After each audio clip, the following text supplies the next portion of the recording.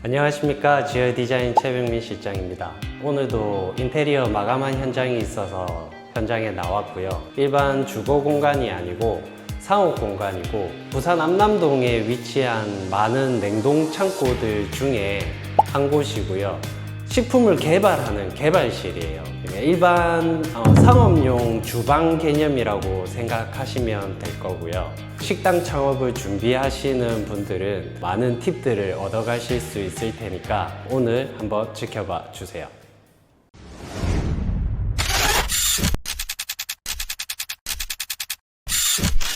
보통 상업용 주방은 협소한 공간에서 최대 효율을 뽑아내야 되거든요. 그러면 거기에서 문제가 조금씩 발생을 하게 돼요. 첫 번째로는 동선을 효율적으로 구성하지 못하면 다 꼬여버려서 업무 효율이 안 나오게 되고요.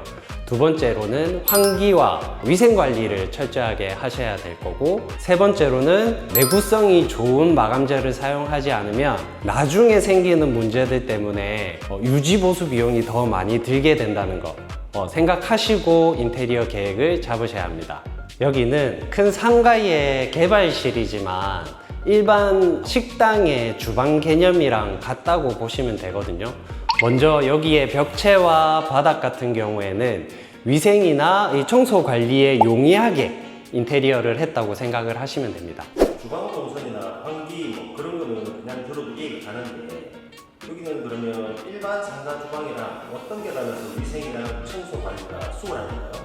보통 일반 상가들은 250에 400 사이즈나 300에 600 사이즈의 벽체용 도기질 타일을 많이 사용을 하고요. 바닥 같은 경우에는 300에 300이나 200에 200짜리 자기질 바닥 전용 타일을 많이 사용하거든요. 근데 여기 같은 경우에는 600에 600 포세린 타일을 사용을 했어요. 벽체도 마찬가지고 바닥도 마찬가지고.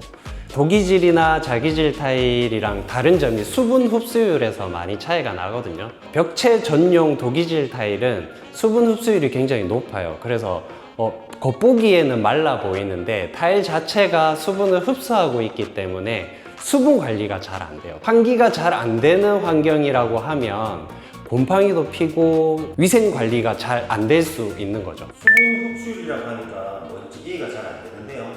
수분 흡수율이라고 하니까 뭔지 이해가 잘 안 되는데요. 수분 흡수율은 쉽게 얘기해서 타일이 물을 사용을 했을 때 타일이 수분을 얼마만큼 가지고 있느냐의 차이거든요. 도기질 타일 같은 경우에는 10% 정도의 수분 흡수율이 형성이 되어 있고요. 지금 이 현장에 쓴 타일 같은 경우에는 1%나 1% 미만대 수분 흡수율을 가지고 있어요. 10배 정도 차이가 나는 거죠. 곰팡이에도 굉장히 강하고 청소나 이런 거에도 훨씬 더 유리하다고 생각을 하시면 돼요. 청소 관리적인 부분도 설명을 드리자면 지금 바닥에 사용한 타일이 안티슬립 타일이라고 해서 되게 까다롭거든요. 호주나 독일의 그 기준을 통과한 타일이에요. 그래서 물기가 있거나 아니면 비누 거품물이 있어도 미끄럼에 굉장히 월등하게 좋은 타일이라고 생각을 하시면 되고, 그리고 내오염성 방지 가공이 다 되어 있어서 때 타는 부분이나 청소적인 부분에도 훨씬 더 유리한 장점을 가지고 있는 타일이라고 생각을 하시면 돼요. 이제 이해가 가시죠? 타일은 다 똑같은 건 줄 알았는데 아니네요. 그러면 상가 주방을 구성할 때 주의할 점 다른 건 뭐가 있나요? 기본적인 자재 선정이나 이런 것들이 다 끝났다면 효율적인 동선을 고려를 하셔야 되거든요. 일반적으로 상가 주방 같은 경우에는 되게 크기가 작아요. 여기는 큰 회사의 개발실이다 보니까 공간이 많이 할애할 수 있지만 적은 협소한 공간에서는 최대 동선을 뽑아내야 되거든요. 그러려면 사전에 내가 어떤 기구를 사용할 거고 어떤 작업대를 배치할 것인지 미리 다 계획을 세워서 그 동선에 맞게끔 배치를 하셔야 나중에 효율적으로 사용을 하실 수가 있어요.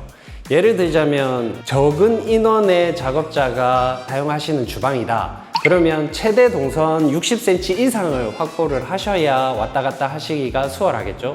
근데 사람들이 많이 왔다 갔다 하는 주방이다 라고 계산을 하신다면 최대 동선은 150cm 이상이 돼야 부딪히지 않고 효율적으로 사용을 하실 수가 있는 거죠.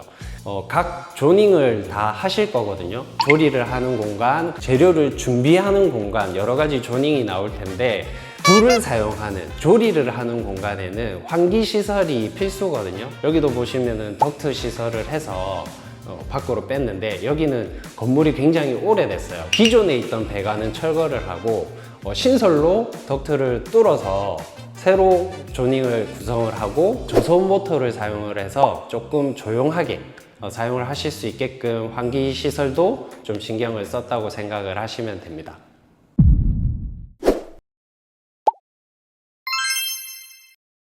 제가 여기 개발실 구성을 할 때 여러 가지 실험을 하시는 공간이랑 사물을 볼 수 있는 공간을 구분을 했거든요. 여기 보시면 책상이 들어갈 공간이에요. 유리를 통해서 실험이 진행되거나 조리가 이루어지는 것을 볼 수 있게끔 했고요. 옆에는 회의를 할 수 있는 테이블이 들어갈 겁니다. 자, 사무 공간에서 나오면 이제 첫 번째로 이제 청소 도구함을 제가 배치를 했거든요. 이 옆으로 아직은 안 들어왔는데 상업용 냉장고가 들어올 거고, 여기는 간단하게 준비를 하실 수 있는 조리대, 여기는 주로 실험을 진행되는 곳인데 여기는 소형 가전들이 들어갈 거예요. 여기는 구이기가 들어가 있고요. 그리고 여기 비어 있는 공간은 튀김기가 들어올 거예요. 여기는 준비하는 준비 작업대, 위에는 상업용 간택기가 들어올 거예요. 간택기가 뭐냐면 가스레인지 개념이라고 생각을 하시면 됩니다. 이쪽은 벽면에 수납도 하고 간단하게 이제 준비도 하시고 재료 손질도 하시고 하실 수 있게끔 작업대들을 쭉 배치를 했거든요. 여기는 싱크대인데요. 원래 싱크대가 벽 쪽에 있었어요. 쓰기가 되게 불편하다고 하시더라고요. 수도를 천장으로 해서 이쪽으로 이설을 하고 배수도 옮겨서 싱크대를 정중앙에 배치를 했어요. 여러 사람이 사용을 하더라도 좀 불편함 없이 자유롭게 쓰실 수 있도록 했고, 일반적인 상업 주방에는 이런 가정용 싱크 수전을 잘 안 써요. 기능이 많은 거 쓰고 싶다고 하셔가지고 여러 가지로 나오는 싱크 수전 형태라고 생각을 하시면 되고, 여기는 작업대를 3개나 이렇게 배치를 했거든요. 원래는 더 크게 원하셨어요. 더 크게 하시지 마시고 이 사이즈로 하셔라 라고 했던 이유가 있어요. 여기 깊이가 60cm거든요. 밑에 수납을 사용을 하셨을 때 이거보다 더 깊어 버리면 저 안에 있는 건 한 번 들어가면 못 나와요. 그래서 600 정도가 돼야 가볍게 이렇게 넣었다 뺐다 하실 수 있는 공간이라고 생각을 하시면 되거든요. 우리 집에 있는 싱크대 깊이가 60cm예요.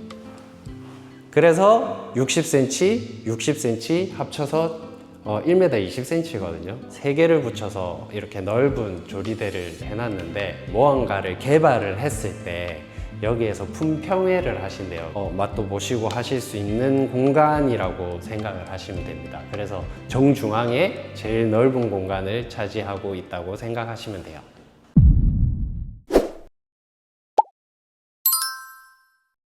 오늘 소개시켜 드린 현장은 회사의 식품 개발실이지만 상업용 식당이나 이런 데 주방이랑 같은 개념이라고 생각을 하시면 되거든요. 상업 주방이나 인테리어를 계획하시고 계신 분들은 열심히 보시고 팁이나 참고할 사항이 있으시면 얻어가시면 좋을 것 같고요.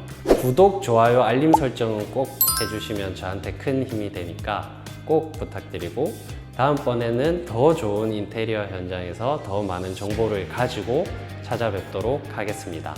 지금까지 지어디자인 최병민 실장이었습니다. 감사합니다.